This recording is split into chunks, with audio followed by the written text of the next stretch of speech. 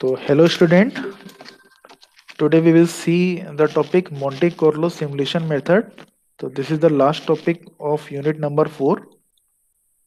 ठीक है, unit number 4 का एक छोटा सा टॉपिक है Monte Carlo simulation method. तो before we go for the Monte Carlo simulation method, let me first understand the topic.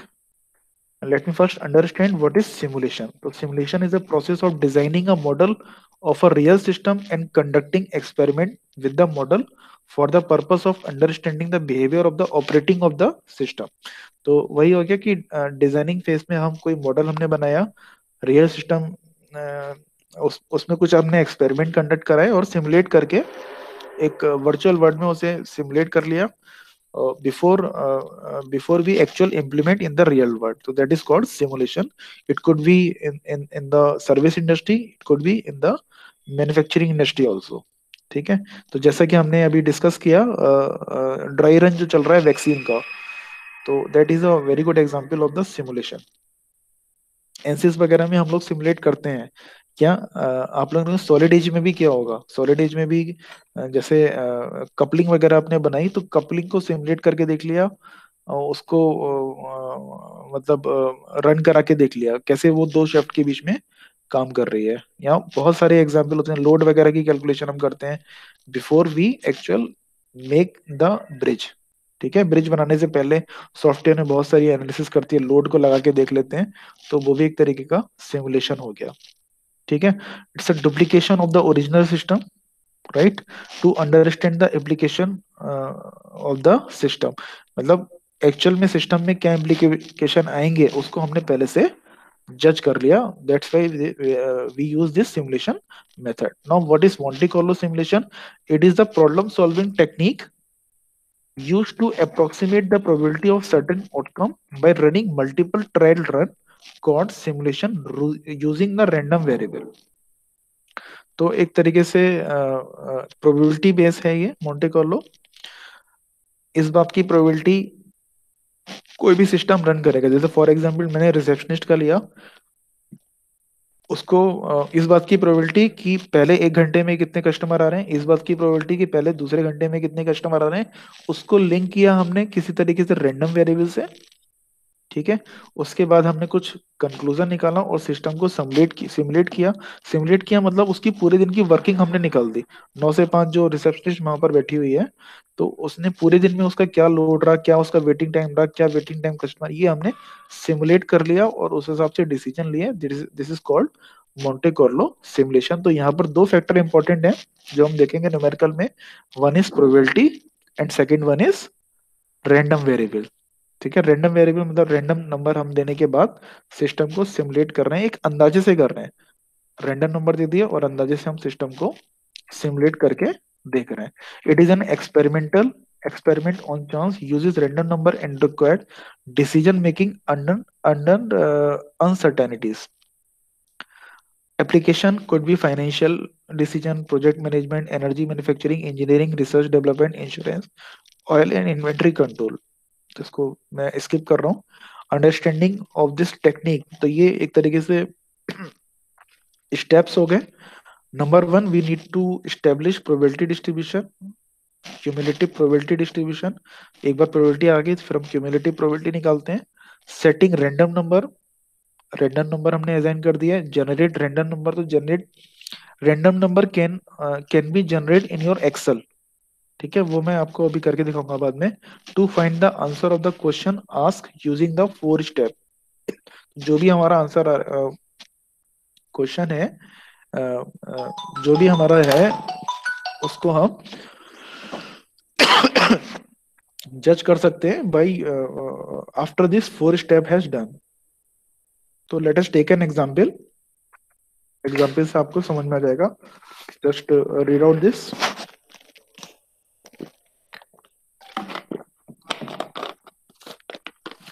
तो देयर इज ए डॉक्टर, एक डॉक्टर है, डेंटिस्ट है. ठीक है, who schedule all his patient for 30 minutes appointment. वो क्या करता है, हर आधे घंटे में एक पेशेंट को अपॉइंटमेंट दे रहा है. Some of the patient take more और लेस देन 30 मिनट, तो डिपेंडिंग अपॉन द वो क्या करवाना चाह रहे हैं पेशेंट, 30 मिनट से कम भी ले सकते हैं और 30 मिनट से ज्यादा भी ले सकते हैं. The following summary shows the various category of the work, their probability and time actually needed to complete the work. The data for 100 patients is given in the table. कुछ डाटा दे रखा है, 100 patient का एक past record ले लिया, data collect किया. जो customer आ रहा है, अगर उसे फिलिंग करानी है, मतलब दांतों, हम दांतों की बात कर रहे हैं, तो बहुत सारे वर्क होते हैं जो डेंटिस्ट करता है. फिलिंग कर दिया उसने, मसाला अगर भर दिया दांतों में, तो इट इज टेकिंग 45 मिनट. कोई कस्टमर अगर क्राउनिंग करा रहे हैं तो 60 मिनट लग रहे हैं डॉक्टर को. केवल क्लीनिंग करा रहा है तो 15 मिनट में हो जा रही है. एक्सट्रैक्टिंग मतलब दांत को उखड़वा रहा है तो 45 मिनट लग रहे हैं. ओनली चेकअप करा रहा है तो 15 मिनट लग रहे हैं. ठीक है. तो फिलिंग के, अगर मैं 100 कस्टमर की बात करूं, 100 कस्टमर की बात करूं, तो 40 कस्टमर फिलिंग के आते हैं. एवरी 100 कस्टमर, और जरूरी नहीं है 100 कस्टमर एक दिन में आ रहे हैं, मे बी ये 6 या 7 दिन का डाटा होगा. तो 100 कस्टमर को डाटा को एनालाइज किया और उसने देखा कि फिलिंग जो है वो 40 मिनट में, मतलब 40 कस्टमर आ रहे हैं फिलिंग के, 15 कस्टमर आ रहे हैं क्राउनिंग कराने हैं, 15 क्लीनिंग के, 10 एक्सट्रैक्शन के और 20 चेकअप के आ रहे हैं. ठीक है. तो इस हिसाब से उसने ये डिसाइड करना है कि कस्टमर को कितने टाइम में बुलाया जाए. लेट अस से उसने क्या करा, 30 मिनट्स एज्यूम कर लिया कि हर 30 मिनट में वो कस्टमर को कॉल करेगा. जो भी कस्टमर अपॉइंटमेंट लेगा, तो जो वहां पर जो काउंटर पे बैठा हुआ है, उसका जो पीए है डॉक्टर का, वो कहेगा भी 30 मिनट बाद अपॉइंटमेंट देगा. तो हमें करना क्या है, सपोज 8 बजे क्लिनिक ओपन हो रहा है, डॉक्टर जो है सुबह 8 बजे आ जा रहे हैं, तो simulate the dentist clinic for the 4 hour and found out the average waiting time for the patient as well as idleness of the doctor. तो हमें 4 घंटे के लिए सिस्टम को सिमुलेट करना है. हमें क्या करना है, 4 घंटे हम मान के चल रहे हैं कि डेंटिस्ट का जो क्लिनिक है वो 8 से 12 ओपन हो रहा है. ठीक है. 4 घंटे के लिए डेंटिस्ट का क्लिनिक ओपन हो रहा है, तो ये 4 घंटे में क्या सिनेरियो रहेगा, इस सिस्टम को हमें सिमुलेट करना है. तो we will use the Monte Carlo technique to simulate the system. तो मैंने बताया ना, सर्विस इंडस्ट्री एक तरीके से क्विंग थ्योरी का अल्टरनेटिव है ये. This model you can say it's alternative to the queuing theory. तो यहाँ पर मतलब बहुत सारे एप्लीकेशन है इसके, बहुत ज्यादा डिटेल में हमें जाने की जरूरत नहीं है. तो मैं केवल एक ही इसमें एप्लीकेशन डिस्कस करूंगा. तो यहाँ पर हमने देखा था ना, इन्वेंट्री कंट्रोल में भी इसकी एप्लीकेशन है. तो there are many numerical which are belongs to the inventory control also. तो अभी मैं केवल क्यूइंग थ्योरी में क्यूइंग क्यूइंग की वजह से जो एप्लीकेशन है वही डिस्कस करूंगा आज. तो सपोज 8 बजे क्लिनिक ओपन हो रहा है और 12 बजे क्लिनिक बंद हो जा रहा है, तो हर आधे घंटे में वो पेशेंट को बुला रहे हैं. टोटल कितने कस्टमर को बुलाएगा वो, 8 कस्टमर को बुलाएगा एक दिन में. 8 दिन में वो 8 कस्टमर को बुलाएगा, हर आधे घंटे में अपॉइंटमेंट दे रहा है. तो ये क्वेश्चन में पूछ रहा है कि आपको निकालना है average waiting time of the customer and idleness of the doctor. यानी कस्टमर को कितना वेट करना पड़ रहा है और डॉक्टर को कितना खाली बैठना पड़ रहा है, दोनों आपको निकालना है. क्वेश्चन में आंसर आपको निकालना है, कस्टमर को कितना वेट करना पड़ रहा है और डॉक्टर अगर खाली बैठ रहा है तो कितना खाली बैठ रहा है. तो लेट अस से let us make the probability. तो इस बात की क्या प्रोबेबिलिटी है कि फिलिंग का कस्टमर आएगा, इस बात की प्रोबेबिलिटी क्या है कि क्राउनिंग का कस्टमर आएगा. तो we can calculate by favourable outcome divided by expected outcome. यानी 40, तो सबके लिए 100 कस्टमर का डाटा है, तो 40 divided by 100 0.40, 15 divided by 100 0.15, 15 divided by 100 0.15, 10 by 100 0.1, 20 by 100 0.30. ठीक है. यहां तक क्वेश्चन समझ में आ गया, क्वेश्चन समझ में आसान है, क्वेश्चन समझ में आ गया ये question. Yes sir. Yes sir. ठीक है. तो इस बात की प्रोबेबिलिटी कि वो फिलिंग का होगा क्राउनिंग का होगा, तो ये हमने निकाल ली प्रोबेबिलिटी. तो ये हो गया हमारा पहला स्टेप जो कि हमने अभी डिस्कस करे थे स्टेप. ठीक है. प्रोबेबिलिटी हमें निकालनी है, तो there are certain step in this Monte Carlo method. तो पहला स्टेप हो गया प्रोबेबिलिटी हमने निकाल ली. ठीक है. दूसरा स्टेप हो गया क्यूमुलेटिव प्रोबेबिलिटी निकालनी है हमें. Sir excuse me sir. बोलो अभिषेक. सर सर लास्ट पॉइंट पे 20/100.20 होना था सर, वो पॉइंट क्यों है? 20 बाई सर टेबल 100। में सर वो लास्ट में 0.20 होना नंबर था, वो ऑफ, 0.30 है। हाँ तो 0.20 होगा, सही कर लेते हैं उसे। 100। 20/100 0.20 ही होना चाहिए। ठीक है, देख लेते हैं आगे।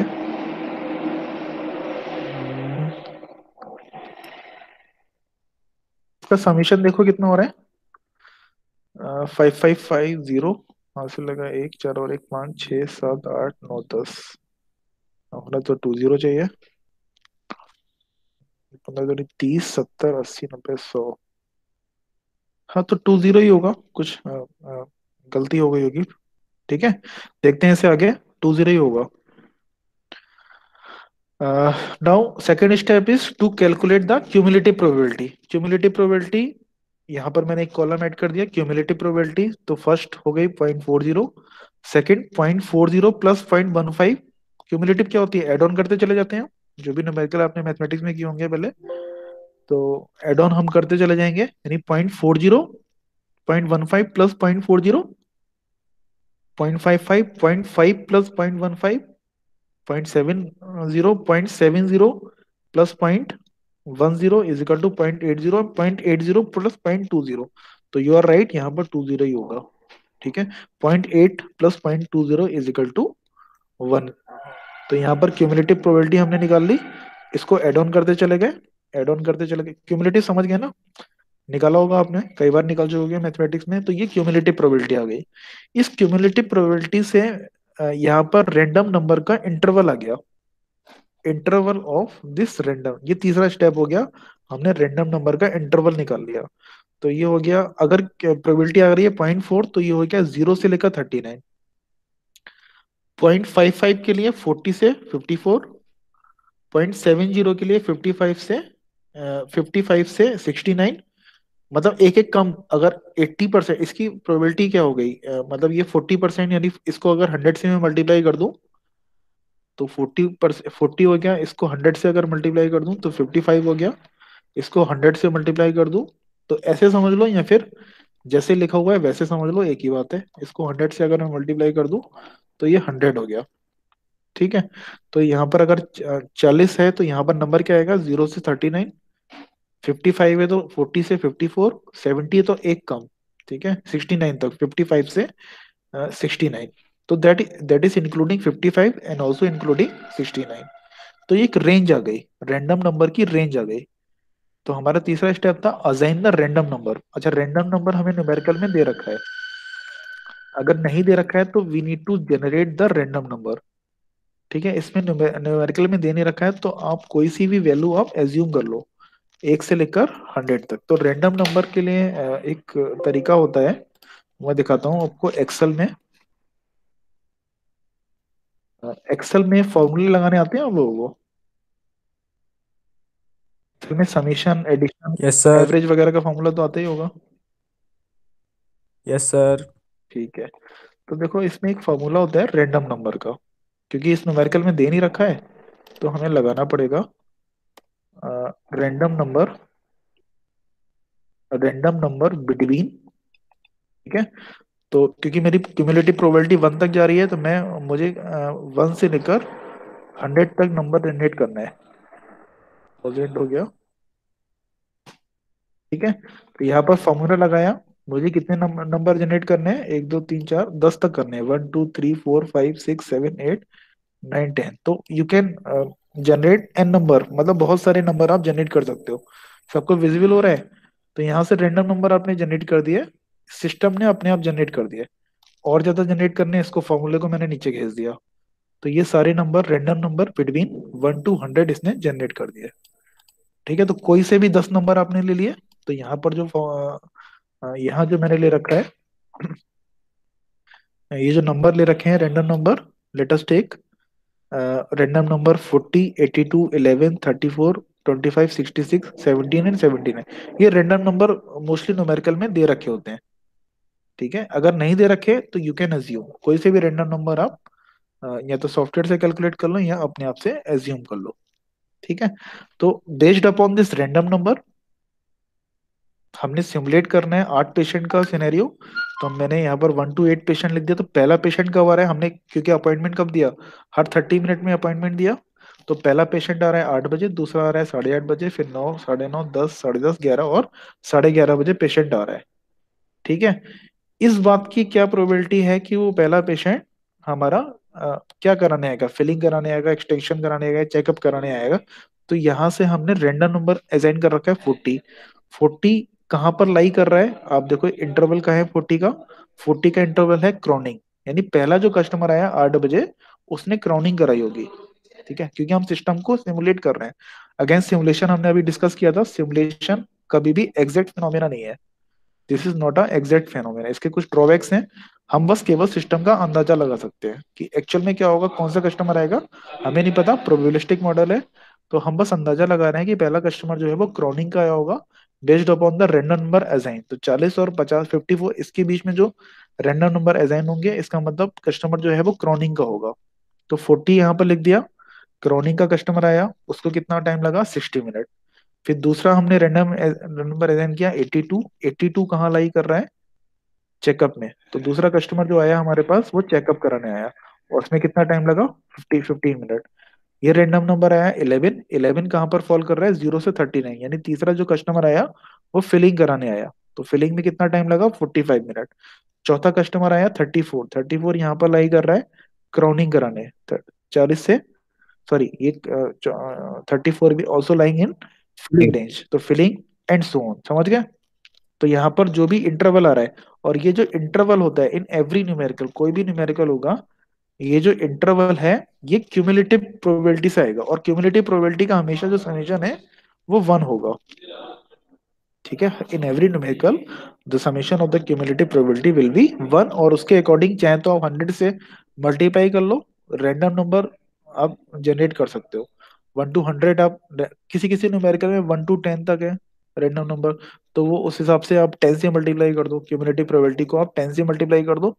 अगर मैं यहाँ पर 10 से मल्टीप्लाई करता तो रैंडम नंबर में 1 से लेकर 10 तक जनरेट कर लेता। बात एक ही है। ठीक है। तो क्यूमुलेटिव प्रोबेबिलिटी का समेशन होगा 1, और इसी के अकॉर्डिंग एक रैंडम नंबर का इंटरवल आएगा। और जब when you assign the random number two the situation, जो सिचुएशन आपसे पूछी गई है क्वेश्चन में, उस सिचुएशन के लिए आप रैंडम नंबर असाइन करोगे, and you will get this simulation. मतलब आपको पता चल जाएगा कि पहले कौन सा कस्टमर आ रहा है, या किस दूसरा कस्टमर कौन सा आ रहा है, तीसरा कस्टमर कौन सा आ रहा है, ऑन एन एवरेज क्या आपका सिस्टम हो रहा है। ये सिमुलेशन हो गई। तो ये टेबल समझ में आ गई। इसी तरीके से एंड सो ऑन 66 नंबर है।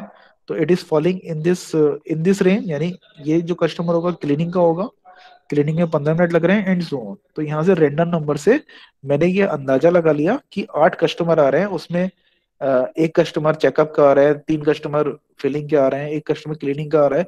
तो ये मैंने अंदाजा लगा लिया। ठीक है। Now I need to calculate average waiting time. तो पेशेंट नंबर 1 to 8 अराइवल मुझे पता है, सर्विस स्टार्ट हो रही है 8 बजे। तो ये मैंने कॉपी, ये पूरी की पूरी जो रो कॉलम है, ये मैंने कॉपी किया और यहाँ मैंने पेश कर दिया, सर्विस ड्यूरेशन। ठीक है, यहाँ मैंने पेश कर दिया, मुझे पता चल गया कि पहला कस्टमर को 60 मिनट लग रहे हैं, दूसरे कस्टमर को 15 मिनट लग रहे हैं, तीसरे को 45 मिनट लग रहे हैं। तो पहला कस्टमर 8 बजे आया, देखो ध्यान से देखो, पहला कस्टमर आठ बजे आया, उसको 60 मिनट लगे। ठीक है। उसकी सर्विस 9 बजे खत्म हो गई। 8 बजे आया, 60 मिनट लगे, 9 बजे सर्विस खत्म हो गई। दूसरा कस्टमर 8:30 पे आया, 15 मिनट लगे, सर्विस 9:15 पे स्टार्ट हुई। उसको वेट कितना करना पड़ा, पहले कस्टमर को तो बिल्कुल वेट नहीं करना पड़ा। ठीक है, उसको वेट कितना करना पड़ा, उसकी सर्विस जो है, चलो इसको हम बाद में देखेंगे कितना वेट करना पड़ा। सर्विस एंड हो गई 9:15 पे। तीसरा कस्टमर 9 बजे आया, 40, उसकी सर्विस ड्यूरेशन है 45 मिनट। उसकी सर्विस स्टार्ट कब हुई, तीसरे कस्टमर की सर्विस स्टार्ट कब हुई, जब डॉक्टर यहाँ पर फ्री हुआ 9:15 पे। 9:15 पे डॉक्टर फ्री हुआ, तीसरे कस्टमर स्टार्ट हुई। 9:15 से 45 मिनट चली, 10 सर्विस एंड हुई 10 10 बजे, एंड सो ऑन। ठीक है।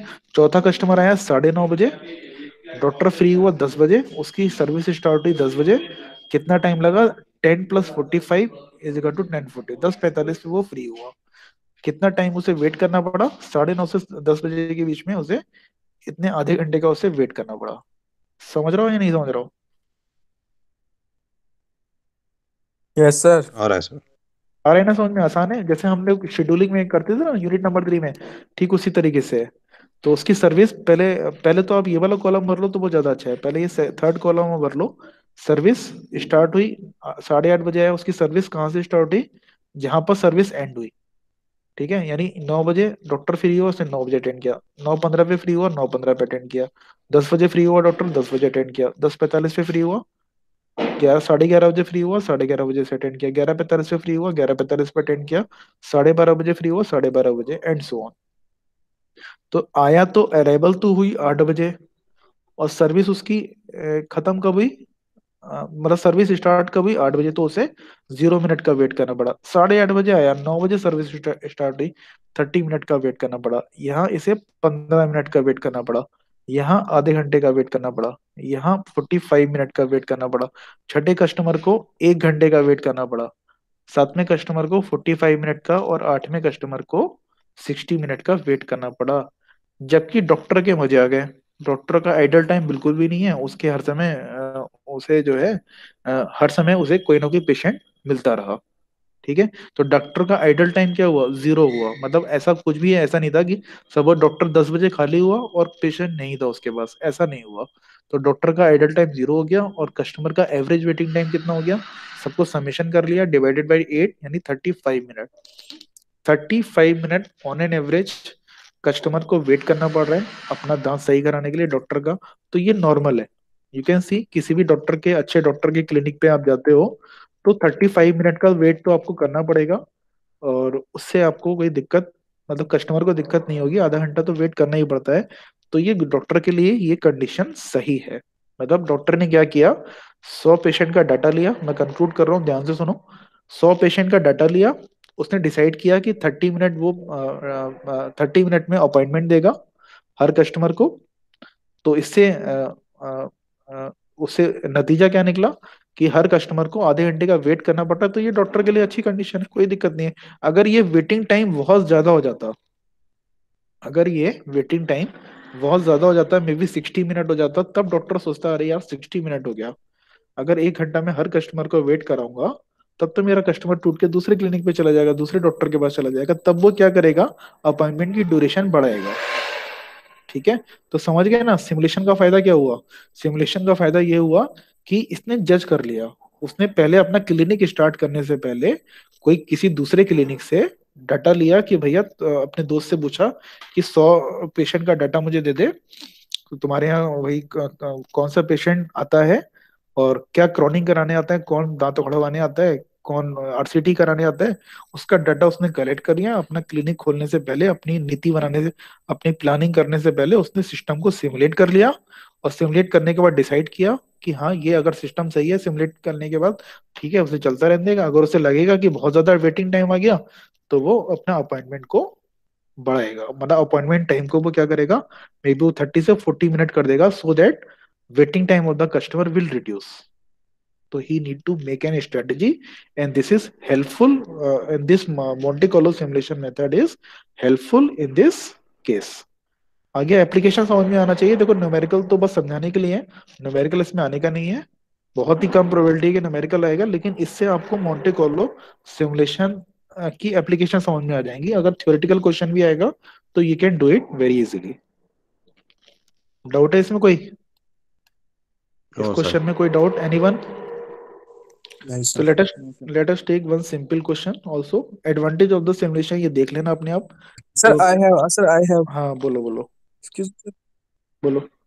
सर जैसे आपने रैंडम नंबर जनरेट किए सर एक्सेल हाँ, शीट की मदद से, सर हम लोग कैसे कर सकते हैं? अपने पास से कोई ले वो सकते हैं? होगा, होगा, हाँ, अपने पास से ले लो। अपने पास से ले लो, जी सर। 36, क्योंकि 46, ये 50 पेपर में अगर क्वेश्चन करके दिए हो देखो तो हम हम। कर सकते हैं, पर अगर ना पास अरे, से। आता ही नहीं है न्यूमेरिकल। अगर नहीं दे रखा है तो रैंडम नंबर अपने आप जनरेट कर लो। तो एक काम करना, लेक्चर खत्म होने के बाद ये वाले रैंडम नंबर ना लेके आप कोई दूसरे रैंडम नंबर ले लेना। यहाँ 40 की जगह 42 रख देना, 80 की जगह 78 रख देना, 13 रख देना, यहाँ पर 38 रख देना, यहाँ पर 18 रख देना। Anything, okay sir. कोई फर्क नहीं पड़ने वाला। तो ओके। सिमुलेशन हम क्या है, मैं बार बार ही एक वर्ड यूज कर रहा हूँ। सिमुलेशन में हम अंदाजा लगाते हैं, हम हमेशा कभी भी हम एक्यूरेटली 100% एक्यूरेट रिजल्ट नहीं निकाल सकते, हम केवल एक अंदाजा लगाते हैं सिमुलेशन में। चाहे वो अब कितनी भी कैलकुलेशन कर लो, लेकिन ब्रिज जब टूट नहीं पाएगा तो पकड़ लो फिर सिविल इंजीनियर को, क्या करोगे? वो तो एक्चुअल कंडीशन में क्या हो रहा है। अभी देखो मुरादनगर में चला गया लिंटर, बहुत लोग कैजुअलिटी हो गई। तो एक्चुअल कंडीशन में क्या हो रहा है वो हम सिमुलेशन से कभी भी हम नहीं निकाल सकते, लेकिन हम कोशिश करते हैं कि 70-80% तक हम एक्यूरेटली सिस्टम को डिजाइन कर लें, तो जब इम्प्लीमेंट हो तो इतनी ज्यादा प्रॉब्लम ना आए। इम्प्लीमेंट अगर करने पे जाओगे तो आपका खर्चा वहां पर ज्यादा होगा। अगर हम पहले से प्लानिंग कर लेंगे, पहले से हम अंदाजा लगा लेंगे, सिमुलेट कर लेंगे, तो हमारा खर्चा कम होगा। ठीक है। तो तो बस यही है कि रैंडम नंबर आप अ, अलग करके देखना, आप अलग करके देखना, ज्यादा अंतर नहीं आएगा। 35 मिनट की जगह मे बी 32 मिनट आ जाएगा या 38 मिनट आ जाएगा। तो होगा क्या उससे? कुछ नहीं होगा, आपका आंसर भी सही है और आपके बराबर वाला जो स्टूडेंट आंसर निकाला है वो भी सही है। तो that depend upon the random number. तो रैंडम नंबर क्वेश्चन में दे रखा होगा, नहीं दे रखा है तो आप अपने आप एज्यूम कर सकते हो। ठीक है। तो let us take second numerical. तो पहले ये देख लेते हैं, advantages of simulation often lead to a better. इसको बस रीड आउट कर देता हूँ मैं, ये सब समझ में आ जाएगा आपको। Years of experience in the real world can be compressed into seconds of time. Simulation does not disrupt ongoing activity of the real system. Journal then far more journal than mathematical model, तो ये थोड़ा आसान है than mathematical model। ठीक है। Simulation can provide more realistic replication of the system than mathematical analysis. तो mathematical analysis वही होगी जो हमने क्यूइंग थ्योरी में पढ़ी। ठीक है। जो हमने मैथमेटिक्स लगाई, क्यूइंग मॉडल पढ़े, उसको हम मैथमेटिकल मॉडल बोल सकते हैं। जो इन्वेंटरी में हमने आज पढ़ा वो मैथमेटिकल मॉडल हो गया। ठीक है। लेकिन यहाँ पर हम कोई भी फॉर्मूला लगा नहीं रहे हैं। हाँ, सी आपको याद होगा वेटिंग, वेटिंग टाइम तो हम निकालते थे ना क्यूइंग मॉडल में, क्यूइंग थ्योरी में हम वेटिंग टाइम निकालते थे, तो वो मैथमेटिकल मॉडल था। लेकिन यहाँ पर हम कोई भी फॉर्मूला लगाए बिना हम एक सिमुलेशन मेथड यूज कर रहे हैं, बिना मैथमेटिक्स लगाए। ठीक है। बिना मैथमेटिकल मॉडल लगाए, बिना फॉर्मूला लगाए, तो it can provide more realistic replication of the system than mathematical analysis. It can be used to analyze transient condition whereas mathematical technique usually cannot। मतलब जब टाइम के साथ अगर कोई कंडीशन वेरी कर रही है तो that can be called transient condition, तो ये बेनिफिट हो सकता है over the mathematical technique. Disadvantage of the simulation, there is no guarantee. तो हमने अभी बात करी, no guarantee that the model will in fact provide the good answer. तो मे और may not provide good answer, हो सकता है कभी कभी ये गलत आपका सिमुलेट कर दे। तो there is no way to prove reliability. तो हम रिलायबिलिटी नहीं निकाल सकते जो हम कंक्लूजन कर रहे हैं। हम नहीं कह सकते कि भैया 80% रिलायबल है या 90% रिलायबल है। It may less accurate then mathematical analysis because it is based on random, random number, यानी रैंडमली हम कुछ एनालिसिस कर रहे हैं, रैंडम नंबर सेलेक्ट करके हम सिमुलेशन कर रहे हैं, तो मे बी मैथमेटिकल एनालिसिस से मॉडल से लेस एक्यूरेट हो सकता है। Building a simulation model can take a great deal of time but if the payoff is great then it is worth it. तो ये मतलब टाइम की अगर हम बात करें तो ठीक है, टाइम की बचत हो रही है इसमें, है ना। Disadvantage, significant amount of computer time may be needed to run a complex model। तो ये इतना कॉम्प्लेक्स मॉडल हमें पढ़ना ही नहीं है। कोई अगर बहुत ज्यादा सिस्टम में बहुत ज्यादा वेरिएबल हो गया तो हमें कंप्यूटर या कुछ मॉडल हमें बनाना पड़ेगा सिमुलेशन। तो we may take the help of some software like MATLAB, ये सब सुना होगा आपने। कुछ अलग अलग सॉफ्टवेयर की हम मदद लेनी पड़ेगी, तो this may take the time. The technique of simulation still lacks a standardize approach. ठीक है। अ, कौन है ये? यूनिट 4 एंड का वीडियो लेक्चर अपलोड कर देना क्लासरूम पे। अच्छा भैया, कर देंगे। अनुज अरोरा जी, बिल्कुल कर देंगे। ठीक है। अभी मैं ये सारी बातें डिस्कस करूंगा, बस 5 मिनट का लेक्चर और रह गया है। फिर ये सारी बातें जितने भी डाउट हैं सब आपके डिस्कस कर लूंगा। हो गई सर कंप्लीट यूनिट? नहीं, एक न्यूमेरिकल और था इसमें, लेट मी सी। न्यूमेरिकल एक और था। सर आप तो कह रहे हैं न्यूमेरिकल आने का ही नहीं। कोई नहीं, एक और कर लो न्यूमेरिकल, थोड़ी अंडरस्टैंडिंग हो जाएगी, है ना। एक न्यूमेरिकल और था इसमें।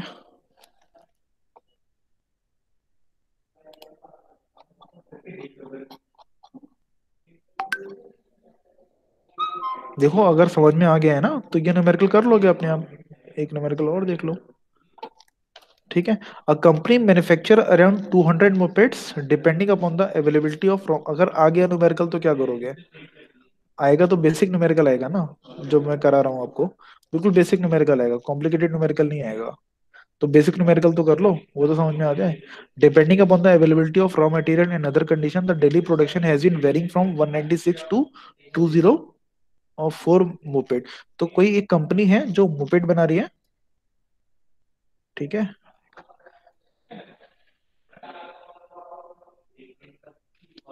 मोपेड बना रही है तो एक दिन में कभी 196 मोपेड बन रहे हैं, कभी 199 बन रहे हैं, कभी 201 बन रहे हैं, कभी 204 बन रहे हैं। तो ये अलग अलग वेरी कर रहे हैं प्रोडक्शन, डेली प्रोडक्शन।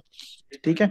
इस बात की प्रोबेबिलिटी कि एक पर्टिकुलर डे में 196 मोपेड बन रही है, 0.05 है। इस बात की प्रोबेबिलिटी कि 197 बन रही है, इसकी प्रोबेबिलिटी इतनी है, एंड सो ऑन। 201 बन रही है, इस बात की प्रोबेबिलिटी 0.115 है, यानी 15% चांस है कि 201 बनेगी। 6% चांस है कि 204 मोपेड बनेगी एट अ पर्टिकुलर डे। ठीक है। The finish mopeds are transported in a special design 3 story lorry. तो एक लॉरी में सारी मोटर जो है, मोपेड जो है वो ट्रांसपोर्ट हो रही है, और उस लॉरी की कैपेसिटी कितनी है? 200 मोपेड को वो एकोमोडेट कर सकता है। Using the following 15 random number. तो देखो जो क्वेश्चन था आपका, इसमें रैंडम नंबर गिवन है, इसमें रैंडम नंबर गिवन है क्वेश्चन में। Simulate the process to find out what will be the average number of moped waiting in the factory. What will be the number of empty spaces in the factory? तो आपको ये बताना है simulate करके कि average number of moped wait कर रही है फैक्ट्री में, यानी उसकी इन्वेंटरी हो जा रही है, और कितनी बार ऐसा हो रहा है कि लॉरी में जो है वो एम्प्टी स्पेस है, मतलब लॉरी की कैपेसिटी कितनी है? 200। आपने अगर इससे 196 मोपेड अगर चढ़ा दी इस पे, तो 4 लॉरी का स्पेस, तो 4 मोपेड का स्पेस तो खाली रह गया ना। तो एक तरीके से इनडायरेक्टली थोड़ा सा नुकसान तो हुआ कंपनी को कि 4 स्पेस और था, बट क्योंकि हमारा प्रोडक्शन था नहीं, स्टॉक था नहीं, हम नहीं बेच पाए। तो हमें इस सिस्टम को सिमुलेट करना है 15 दिन के लिए। समझ रहा हूँ, 15 दिन के लिए हमें सिस्टम को सिमुलेट करना है। तो ये तो बात क्लियर है। जब हम लास्ट टेबल बनाएंगे तो 1 2 3 4 5 6 डे, और हर डेज के आगे हम रैंडम नंबर लिख देंगे, 82 89 78 24। ये रैंडम नंबर लिख देंगे और उसका वेटिंग वेटिंग टाइम निकाल देंगे। तो जैसा कि हमने पहले किया था, ठीक है। तो इसमें हमें प्रोबेबिलिटी निकालने की जरूरत नहीं है, प्रोबेबिलिटी हमें दे रखी है। प्रोडक्शन पर डे प्रोबेबिलिटी हमें गिवन है, तो क्यूमुलेटिव प्रोबेबिलिटी निकाल लेंगे। 0.05 plus 0.09 is equal to 0.14, 0.14 plus 0.12 is equal to 0.26, 0.26 plus 0.14 is equal to 0.40, and so on. Cumulative probability मिल गई। अब चाहे तो आप अपने कंफर्टेबल के लिए, आप अपनी सहूलियत के लिए, आप चाहे तो आप 100 से मल्टीप्लाई कर दो, या नहीं भी करोगे तो एक ही बात है, क्योंकि प्रोबेबिलिटी हमेशा परसेंटेज में ही होती है। अगर ये 0.14 आ रहा है तो मतलब 14% है, ये 0.26 आ रहा है यानी 26% है, एंड सो। चाहे तो आप इसे 100 से मल्टीप्लाई कर दो, या फिर नहीं भी करोगे तो भी आप इंटरवल निकाल सकते हो। तो यहाँ पर 0.05 आ रहा है, यानी 0 से लेकर 4 जो रैंडम नंबर है इसके लिए एप्लीकेबल है। 0.14 आ रहा है, तो यहाँ पर 4 यहाँ पर खत्म हो गया, तो 4 के बाद 5 आया, 5 एक कम, 0.14 से एक कम कितना हो गया? 13। इसी तरीके से 14 से लेकर 25 ये इंटरवल हो गया हमारा थर्ड इसके लिए। ठीक है, एंड सो ऑन।